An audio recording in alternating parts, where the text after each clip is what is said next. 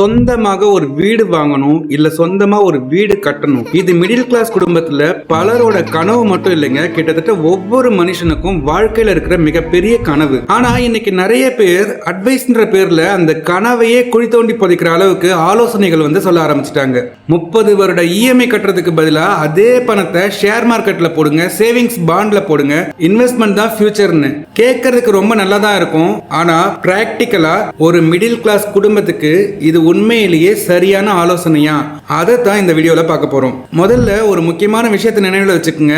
இந்த அட்வைஸ் சொல்ற பலர் ஏற்கனவே சொந்த வீட்டில் தான் இருக்கிறாங்க. ஆனா வாடகை வீட்டில் வாழற கஷ்டம் அதை அனுபவிக்கிறவங்களுக்கு மட்டும்தான் தெரியும். ஹவுஸ் ஓனர் ஃபோன் பண்ணா பயம், அட்வான்ஸ் திரும்பி கிடைக்குமா அப்படின்ற கவலை, குழந்தைகள் ஸ்கூல் சேஞ்ச் பண்றது, வீட்டை காலி பண்ணுங்கன்னு சொன்னா மறுபடியும் பேக்கிங், மறுபடியும் ஷிஃப்டிங், மறுபடியும் புரோக்கரேஜ், மறுபடியும் அட்வான்ஸ். இந்த வேதனை இஎம்ஐ கால்குலேட்டர்ல தெரியாது, அதை வாழ்க்கை தான் கத்துக் கொடுக்கும். ஒரு உதாரணத்தை பார்க்கலாமே. ஒரு குடும்ப தலைவர் மாசம் 15,000 ரூபாய் சம்பாதிக்கிறார் அப்படின்னா அதுல வாடகை 5,000 ரூபாய் அப்படின்னு நம்ம எடுத்துக்கிட்டோம் அப்படின்னா கூட அவருடைய வருமானத்துல 1/3 பங்கு வாடகைக்கே போயிடுது. ஒரு வருஷத்துக்கு 60,000 ரூபாய் கட்டுறாரு. 10 வருஷத்துக்கு 6 லட்சம் ரூபாய், 20 வருஷத்துக்கு 12 லட்சம் ரூபாய். அதுவும் வாடகை ஏத்தாம இருந்தா இந்த பணம் திரும்ப வருமா? இல்ல. மீதமுள்ள பணத்துல தான் குழந்தைகளோட படிப்பு, மருத்துவ செலவு, குடும்ப செலவு, எதிர்கால சேமிப்பு எல்லாத்தையும் மேனேஜ் பண்ணணும். இப்ப இருக்கிற விலைவாசியில மிடில் கிளாஸ் குடும்பத்துக்கு சேவிங்ஸ் பண்றதே ஒரு பெரிய சேலஞ்சா இருக்கும். இப்போ சிலர் சொல்றாங்க இஎம்ஐ கட்டுற பணத்துல ஷேர் மார்க்கெட்ல போடுங்க, சேவிங்ஸ் பாண்ட்ல போடுங்க, அது உங்களுக்கு நல்ல வெல்த் உருவாக்கும்னு. நான் ஒரு விஷயத்தை தெளிவா சொல்ல விரும்புறேன். நான் ஷேர் மார்க்கெட்டுக்கு எதிரியும் கிடையாது, இன்வெஸ்ட்மெண்ட்டுக்கும் எதிரி கிடையாது. ஆனா இன்வெஸ்ட்மெண்ட் பண்றதுக்கும் பிளைண்டா அட்வைஸை ஃபாலோ பண்றதுக்கும் ரொம்ப வித்தியாசம் இருக்கு. என்னோட 23 வருஷ பேங்கிங் எக்ஸ்பீரியன்ஸ்ல நிறைய பினான்சியல் சக்சஸ் ஸ்டோரிஸ் பார்த்திருக்கேன். அதே நேரத்தில் ஷேர் மார்க்கெட்ல எல்லாத்தையும் இழந்த குடும்பத்தையும் பார்த்திருக்கேன். பல ஷேர் மார்க்கெட் எக்ஸ்பர்ட் கூட மார்க்கெட் தவறா கணிச்சு பெரிய லாஸ சந்திச்சதையும் பார்த்திருக்கேன். ஏன்னா இன்னைக்கு எந்த ஷேர் மேல போகும், எது கீழே வரும் அப்படின்றத 100% உறுதியா யாராலையும் சொல்ல முடியாது. நீங்களும் கண்டிப்பா இன்வெஸ்ட்மெண்ட் பண்ணலாம். ஆனா அதுக்கு முன்னாடி அதை புரிஞ்சிக்கணும். நாலேஜ் இல்லாம யாரோ சொன்னாங்கன்னு உழைச்சு சம்பாதிச்ச பணத்தை ரிஸ்க்ல போடக்கூடாது. இன்னொரு விஷயம், ஹோம் லோன் வாங்குறதுக்கு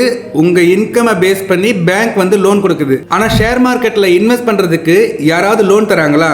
இல்லையே. ஏன்? ரிஸ்க் இருக்குன்னு அவங்களுக்கே தெரியும். அப்போ ஒரு மிடில் கிளாஸ் குடும்பத்துக்கு முதல்ல பாதுகாப்பா அல்லது ரிஸ்கா எது முக்கியம்? நண்பர்களே, ஒரு வீடு அப்படின்றது வெறும் செங்கல், ஜல்லி, சிமெண்ட், காங்கிரீட் மட்டும் கிடையாது. அது ஒரு அம்மாவுடைய நிம்மதி, ஒரு அப்பாவுடைய ஆயுள் முழுக்க உழைப்பு, ஒரு குழந்தையுடைய பாதுகாப்பு, ஒரு குடும்பத்துடைய அடையாளம், நம்ம அடுத்த தலைமுறைக்கு நாம் விட்டு செல்ற ஒரு சொத்து. இன்னொரு விஷயத்தையும் நல்லா அனலைஸ் பண்ணி பாருங்க. உங்க ஊர்ல 10 வருஷத்துக்கு முன்னாடி ஒரு கிரவுண்ட் எவ்வளவு இருந்தது? இன்னைக்கு அதனுடைய மதிப்பு எவ்வளவு இருக்கு? இன்னைக்கும் அதே மாதிரி இருக்கா?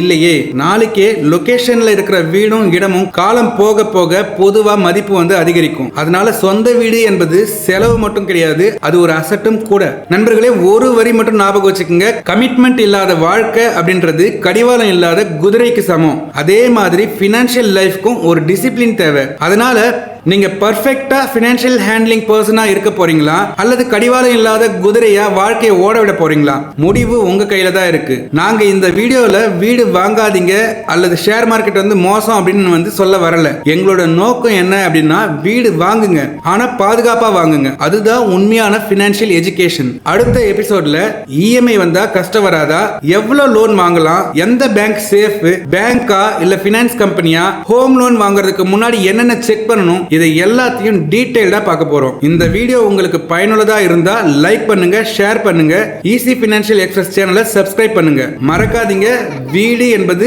செலவு இல்ல, சரியான திட்டமிடலோடு வாங்கினா அது தலைமுறைகள் பேசும் ஒரு சொத்து.